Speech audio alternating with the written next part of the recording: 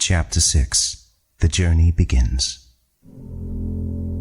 Meanwhile, back in Canthorpe, angry, concerned, and vengeful, Alex gets together his supplies, for he is about to embark on a quest, venturing far beyond the mountains of Entelor, whose blue crystal peaks, when touched by the sun, would scorch the land surrounding its base, making sure that no life would ever survive that remote and foreboding place.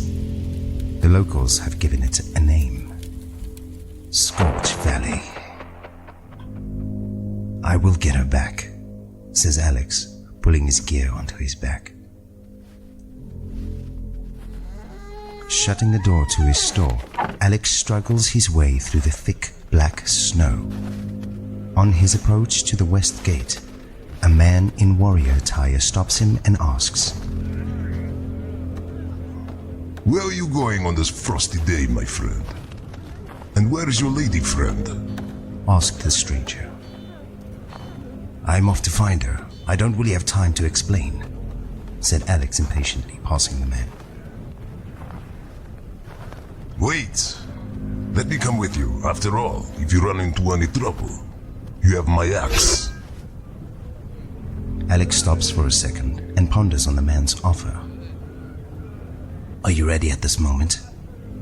Because we don't have any time to spare," said Alex firmly. "I am ready.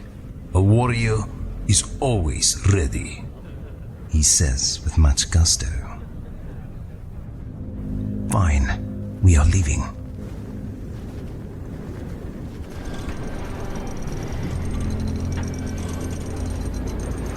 As the two unlikely companions make their way through the gate, they are met by a blizzard of mammoth proportions, and in the winds, screeches from the north fly through the storm, tiny winged creatures adding to the already howling winds. Well, at least there won't be much talking on this trip for now, said Alex to himself, much to his delight. Pushing through the storm, the two men eventually break through the worst of it as they pass into the eye of the storm. Finally, we can see where we're going. It's another 2 days' walk from here before we get to Scorch Valley. Let's make our way to the forest. Find shelter, settle there for the night, says Alex. It's a good plan. We must be wary of this forest. It is also the hunting grounds of those vicious creatures, the Valak. So we must tread lightly. Well, we can't go around the forest. We'd lose too much time. But not to worry, my friend.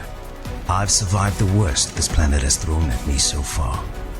And I too have a few tricks up my own sleeve, says Alex rather confidently, looking to the horizon. Don't worry, Cass. I'm coming. I am coming.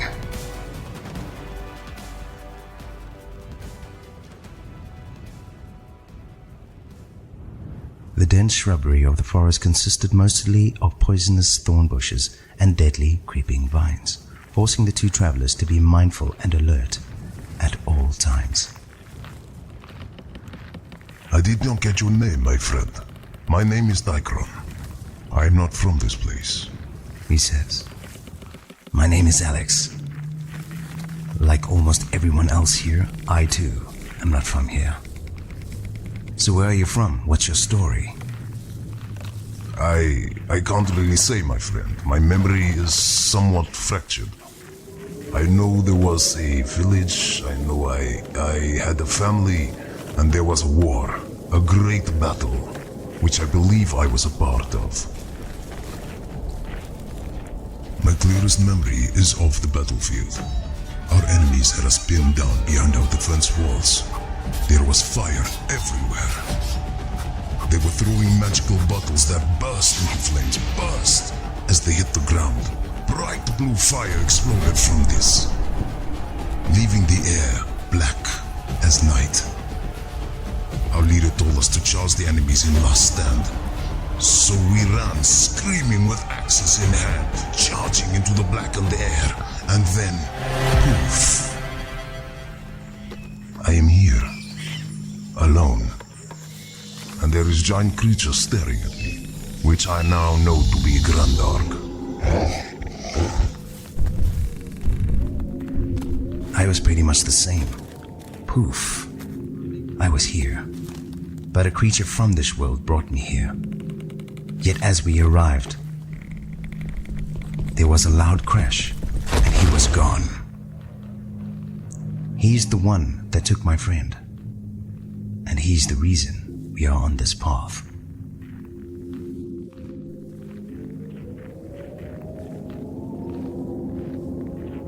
Many hours later, tired, weary, and hungry, Alex and Dicron come across a cave notably situated as part of an enormous tree. It was wide enough to support an entire family. So the two men ventured into the hollowed-out tree and began to unpack their gear. It is good thing we found this shelter. The sun is setting. No need to be out with all the hungry creatures of the night. Dicron says. Let me go find wood, says Alex. Start a fire and perhaps find a way to cover this entrance. We needn't become meals as we slumber. Agreed, says Dicron. Once the two men had settled in for the night, they pulled in their makeshift door to cover up the entrance. That should hold. We'll leave it first light, says Alex whilst dousing out the last of the embers in the sand.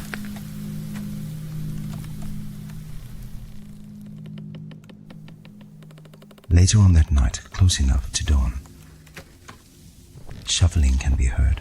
There is movement from all around the cave, from outside, and eerily enough, from inside. Suddenly, the earth begins to rumble. The two men are startled awake.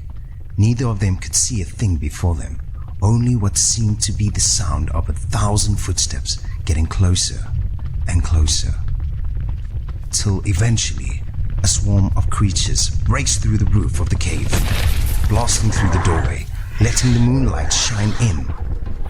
And in that moment, Alex and Dicron lay dead still and silent.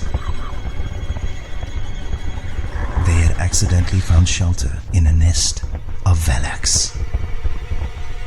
As the creatures poured out in their hundreds, they took no notice of the buffet that lay in their very home.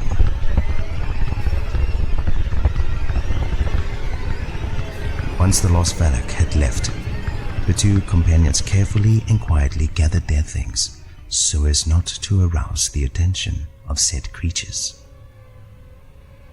Once they were ready, Alex looked to the ground to track their movements. Damn it! We're going the same way. Guess we've got to move. Very, very quietly, my friend. Let's go.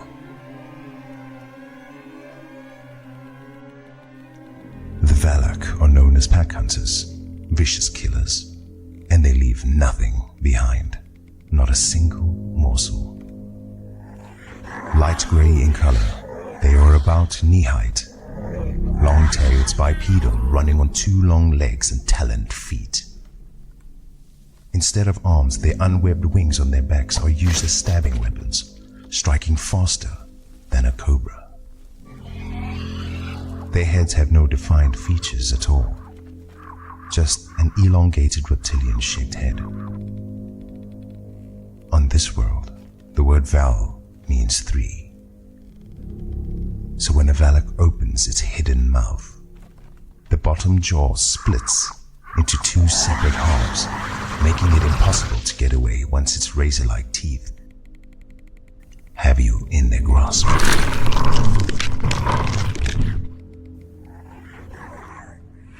Creeping their way through the dawn-lit forest, constantly surveying their surrounds, hearing the Valak devouring any creatures in their path.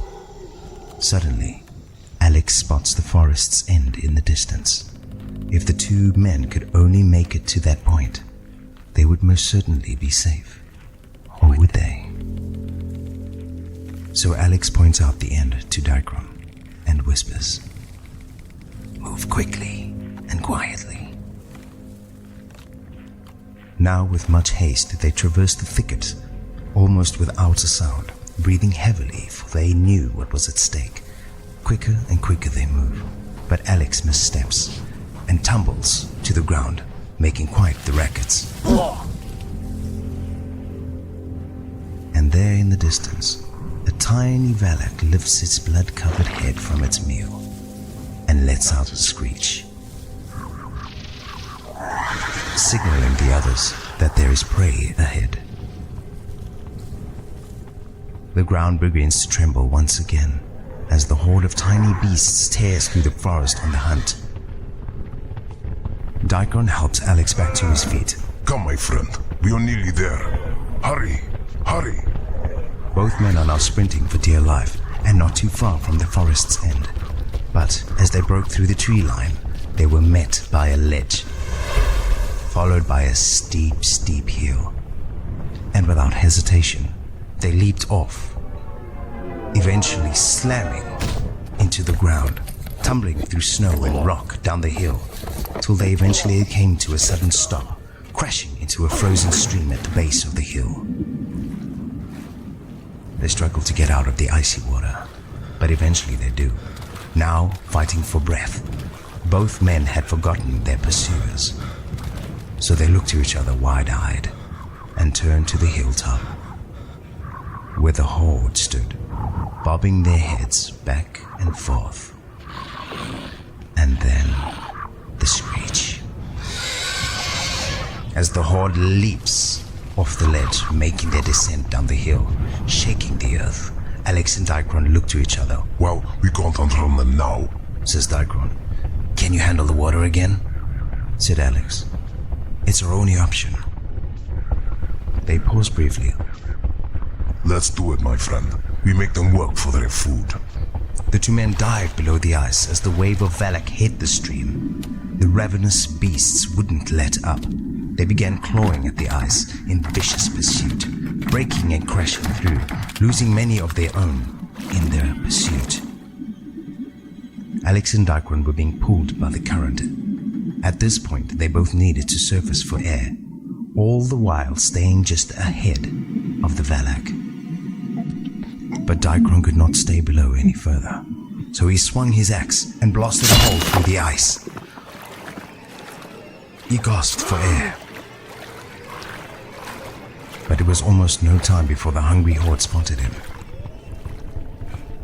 Just further down the stream, Alex had also made his way out. But he moved swiftly and hid behind a rock. Damn it, Dicron, why did you come out there? Alex begins to charge up his hand, aiming straight at the horde. But then he stops and watches as the Valak grab a hold of his jaw and pull the warrior out from the ice and devour him alive. Alex begins to back away slowly. Well, the beasts are fed for now. No need for both of us to die, he says without emotion or remorse, as his eyes gloss over a pale white. He turns around and walks away, completely unaware of a shadowy observer. And so the pieces fall